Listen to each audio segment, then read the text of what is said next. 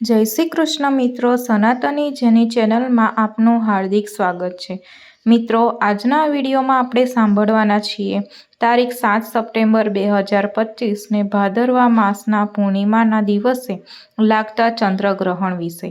શું કરવું, શું ન કરવું જોઈએ, કયા સ્થળે જોવાશે, શું ધ્યાન રાખવું જોઈએ, તે બધું આ વિડીયોમાં આપણે જોઈશું।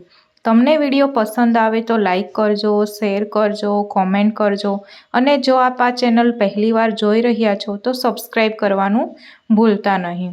મિત્રો, ભાદરવા માસની પૂર્ણિમાથી શ્રાદ્ધ પક્ષ શરૂ થાય છે અને આ પૂર્ણિમાના દિવસે ગ્રહણ થવા જઈ રહ્યું છે, જે ભારતમાં દેખાવાનું છે। ચંદ્રગ્રહણ હંમેશા પૂર્ણિમાના દિવસે થાય છે અને સૂર્યગ્રહણ હંમેશા અમાવસના દિવસે થાય છે અને આ ભાદરવા માસમાં બંને થવા જઈ રહ્યું છે, એટલે કે પૂર્ણિમાના દિવસે ચંદ્રગ્રહણ અને ભાદરવી અમાવસના દિવસે સૂર્યગ્રહણ થવા જઈ રહ્યું છે। આ પૂર્ણિમાના દિવસે જે ચંદ્રગ્રહણ થવા જઈ રહ્યું છે તે ભારતમાં દેખાવાનું છે। ચંદ્રગ્રહણ ત્યારે થાય છે જ્યારે પૃથ્વી સૂર્ય અને ચંદ્રની વચ્ચે આવી જાય છે। પૃથ્વીનો છાયો ચંદ્ર પર પડે છે। ફક્ત પૂર્ણિમાના દિવસે જ ચંદ્રગ્રહણ શક્ય છે। આજે ચંદ્ર લાલ કલરનો જોવાશે, જેને આપણે બ્લડ મૂન કહીશું। આ પૂર્ણિમાના દિવસે જે ચંદ્રગ્રહણ થવા જઈ રહ્યું છે તેમાં આપણે પૂજા અર્ચના કરવી નહીં। ઘરમાં જે મંદિર હોય તે બંધ રાખવાનું અને મંદિરોમાં પણ દર્શન બંધ રહેશે।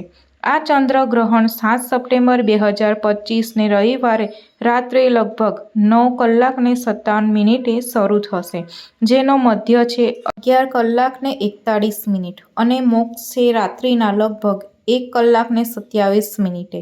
આ ચંદ્રગ્રહણમાં 9 કલાક પહેલા સૂતક લાગે છે, એટલા માટે દિવસના 12:57થી સૂતક લાગશે, જે રાત્રિના 1:27 ચંદ્રગ્રહણ પૂર્ણ થાય છે ત્યારે સૂતક પણ પૂર્ણ થશે।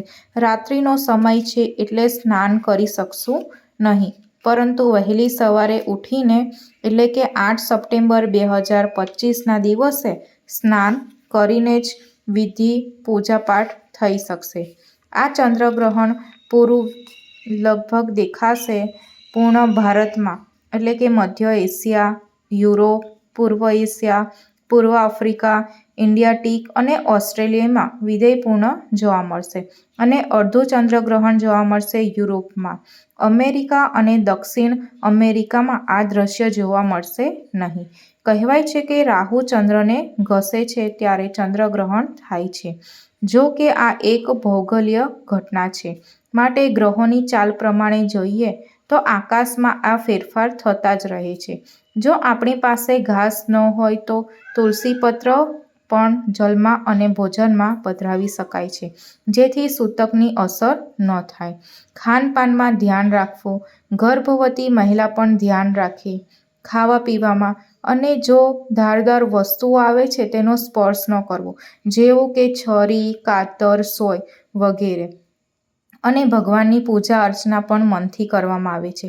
ધાર્મિક ગ્રંથોનું વાંચન કરવું નહીં। આ ચંદ્રગ્રહણ શનિની કુંભ રાશિમાં થવા જઈ રહ્યું છે અને શતભિષા નક્ષત્રમાં ગ્રહણનો પ્રારંભ થાય ત્યારે સ્નાન કરાય છે અને ગ્રહણનો જ્યારે મોક્ષ થાય છે ત્યારે પણ સ્નાન કરાય છે।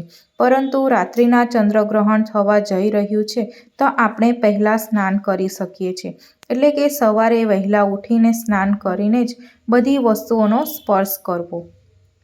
આ ચંદ્રગ્રહણની અવધિ લગભગ 4:24 રહેશે। આ સમય જો ઈષ્ટદેવની આરાધના કરવામાં આવે તો હજારો ગણું પુણ્ય ફળ પ્રાપ્ત થાય છે, એવું શાસ્ત્રમાં કહેવાયું છે। ગ્રહણ પૂર્ણ થયા પછી સવારે વહેલા ઉઠીને દાન પુણ્ય કરવામાં આવે છે તો પણ પુણ્યની પ્રાપ્તિ થાય છે। સ્વર્ણના દાન બરાબર પુણ્યની પ્રાપ્તિ થાય છે। આ ગ્રહણનું મહાત્મય છે। ધાર્મિક શાસ્ત્રોમાં આની કથા પણ કહેવામાં આવી છે। જ્યારે સમુદ્ર મંથન થયું ત્યારે તેમાંથી 14 રત્ન પ્રાપ્ત થયા હતા, જેમાં એક અમૃત પણ હતું। તે અમૃતની વહેંચણી કરવા માટે ભગવાન શ્રી નારાયણે મોહિની અવતાર ધારણ કર્યો હતો અને દેવતા અને અસુરોને અમૃતનું પાન કરાવતા હતા.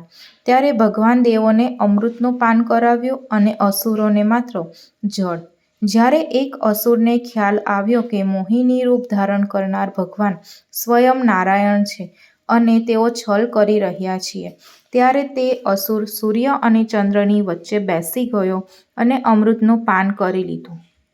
જ્યારે સૂર્ય અને ચંદ્રએ ભગવાનને ઈશારો કર્યો ત્યારે પ્રભુએ સુદર્શન ચક્રથી તે અસુરનું મસ્તક છેદી નાખ્યું.